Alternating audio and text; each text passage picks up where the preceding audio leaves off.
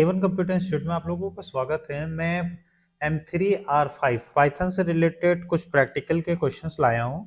मैं एक क्वेश्चंस यहाँ पे आप लोगों के नीलेट की बुक पे दिया गया है। चलिए मैं इस क्वेश्चंस का आंसर बताता हूँ। ये क्वेश्चन बहुत बार रिपीट भी किया गया, आया भी है ये क्वेश्चन। इन्होंने क्वेश्चन जो दिया है, चलिए मैं यहाँ पे टाइप कर देता हूँ। इन्होंने बोला है write a program to multiply two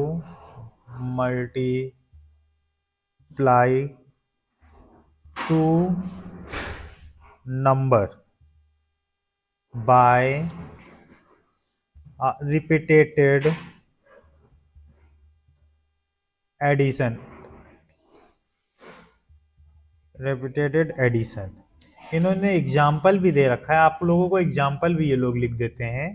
example में इन्होंने लिखा है कि अगर पहला नंबर अगर हमने 6 डाला और दूसरा नंबर अगर हमने 4 डाला, तो आपको जो आंसर निकालना है 6 इंटू 4 करके नहीं निकालना है, लूप चला के 6 प्लस 6 प्लस 6 प्लस 6, मतलब 4 बार वो 6 को जोड़ना है उसी नंबर को। बहुत बार रिपीट किया गया है लूप से।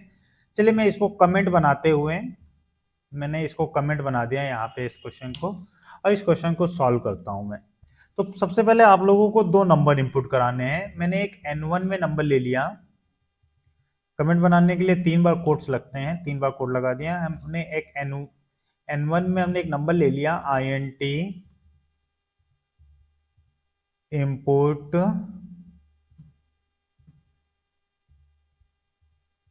Inter your first number. हमने फर्स्ट नंबर int में इंपुट कर लिया, 6 जो आ जाएगा हमारा। एक 4 इंपुट करने के लिए एक n2 नाम का वेरिएबल लिया, और सेम इंपुट करने का कॉन्सेप्ट सेम है, सेम कर लिया। यहां पे फर्स्ट की जगह हमने क्या लिख देंगे, सेकंड नंबर। अब हमें क्या करना है, देखो जो हमारा n2 है उतने बार लूप चल रहा है। अगर 4 है तो 6 को 4 बार करना है। अगर यहाँ 5 दे देता तो 6 को 5 बार। तो हम लोगों का लूप बहुत आसान हो गया। फॉर हमने x इन रेंज 1, n2, अगर n2 तक चलाएंगे तो एक कम चलेगा, इसलिए क्या कर दें यहाँ पे +1। अब हमें क्या करना है, जो n1 में नंबर आता है उसी को जोड़ते चले जाना है। तो एक s नाम का वेरिएबल लिया जिसकी वैल्यू 0 कर दी, s equal to s plus हमने n1 को जोड़ना है। तो पहली बार जब लूप चलेगा s की वैल्यू 0 रहेगी। n1 में हमने 6 डाला, 0 प्लस 6, s में 6 आ गया। फिर दोबारा लूप चलेगा, s में 6 आ गए, 6 और n1 की वैल्यू 6 ही रहेगी। 6 प्लस 6 12 हो गया। फिर हमारा लूप तिवारा चलेगा, 12 प्लस 6 18। फिर हमारा तिवारा लूप चलेगा 18 प्लस 6 24। बस लास्ट में लूप से बाहर आके आपको s को क्या प्रिंट कर देना है, डिजिट। आप कोई मैसेज देना चाहते हैं मैसेज दीजिए, नहीं देना है नहीं दीजिए, कोई कंपलसरी नहीं है। और s की वैल्यू को हमने प्रिंट करा लिया। अब हम जितने बार इस प्रोग्राम को अगर रन करते हैं, चलिए पहले 6 इंटू 4 के अकॉर्डिंग रन करा के दिखा देते हैं। यहाँ पे हमने फाइल को सेव कर लिया। हमने अगर पहला नंबर 6 डाला और दूसरा नंबर हमने 4 डाला, 24 आ गया। अगर आप लोग कोई भी नंबर बता दो हमें, उसके अकॉर्डिंग हम लोग पुट अप कर लेते हैं। जैसे अगर हम 3, पहला नंबर 3 को अगर हम 5 बार सम करेंगे तो 3 पंजे 3 5 जा 15, देखो 15 आ रहा है कि नहीं। हमने मल्टीप्लाई यूज भी नहीं किया, सम किया। तो ये क्वेश्चन आप लोगों से पूछा जा सकता है। जैसे फैक्टोरियल का क्वेश्चन आप लोगों के लिए बहुत बार आता है, वैसे ये भी आप लोग रट रटा के जैसे भी जानना है वैसे जाइएगा जरूर। ये क्वेश्चन भी आप लोगों के सीरीज क्वेश्चन पेपर में बहुत बार आता है। इन्होंने कहा है फेबना की सीरीज प्रिंट करनी है। फेबना की सीरीज होती क्या है, पहली बात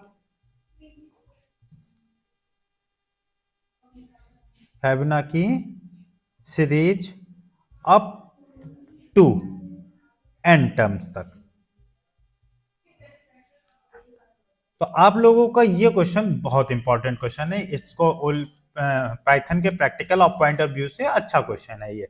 चलिए मैं इसका आंसर बताता हूँ। फिबोनाची सीरीज क्या होती है, अगर आप पहला नंबर 0 लेते हो और दूसरा नंबर 1 लेते हो, अब आगे के दो नंबर को सम करते हुए चले जाना है। यहाँ पे 0 और 1 का सम कितना होता है, 1 1 1 का सम, 2 2 1 2 का सम, 3 3 2 का सम, 5 5 3 का सम, 8 8 5 का सम, 13। तो इसी तरह की ये सीरीज ऐसे कंटिन्यू नंबर में चलती चली जाती है। तो इस क्वेश्चन को सॉल्व करने के लिए चलिए मैं इसके लिए आप लोगों का क्या है, देखिए आपकी, मैं यहां तक कमेंट बना देता हूं क्योंकि ये एग्जांपल इन्होंने दे नहीं रखा है। फिबोनाची सीरीज में एग्जांपल नहीं देंगे आप लोगों को, बस यही क्वेश्चन इन्होंने दिया हुआ है, print Fibonacci series up to n terms. आपको सीरीज याद होनी चाहिए इसलिए 0 1। तो पहले सबसे पहले जो दो एलिमेंट हैं उनकी वैल्यू आप स्टोर कर लो। जैसे हमने a की वैल्यू 0 कर दी, दूसरे एलिमेंट b की वैल्यू हमने क्या कर दी, 1 कर दी। और स्टार्टिंग में हमें क्या प्रिंट करना था, 0, तो एक c नाम का वेरिएबल ले लिया, उसकी वैल्यू हमने क्या कर दी, 0 कर दी। ये तीन वेरिएबल आपको इनिशियलाइज करनी है, a की वैल्यू पहला वेरिएबल, b की वैल्यू दूसरा वेरिएबल, और प्रिंट क्या करना है स्टार्टिंग में 0, वो कर दिया।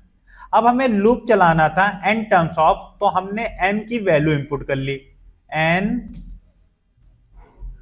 int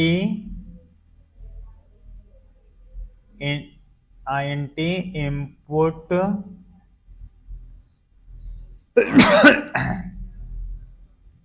enter your terms. कितने टर्म्स तक आपको प्रिंट करनी है सीरीज। अब जितने टर्म्स तक प्रिंट करनी है वहां तक आपको लूप चला दो, simple, for x in range 1,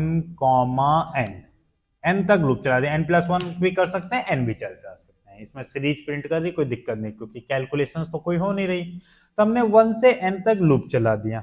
अब हमें c की वैल्यू शुरुआत में 0 प्रिंट करना है, तो हमने c की वैल्यू पहले प्रिंट करा दी, प्रिंट c, यही c इसीलिए लिया था ना प्रिंट करने के लिए, c की वैल्यू प्रिंट करा दी।